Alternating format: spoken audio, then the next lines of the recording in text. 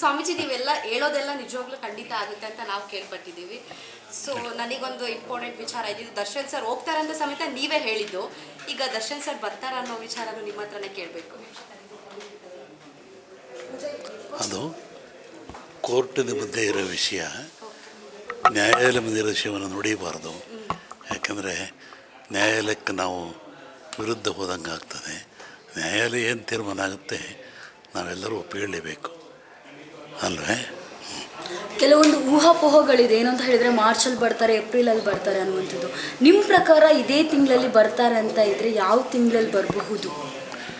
ದೇವರು ಒಳ್ಳೇದು ಮಾಡಲಿ. ನ್ಯಾಯಾಲಯದ ಮುಂದೆ ವಿಷಯಕ್ಕೆ ನಾವು ಭಯ ಹಾಕೋದಷ್ಟು ಒಳ್ಳೆಯದಲ್ಲ.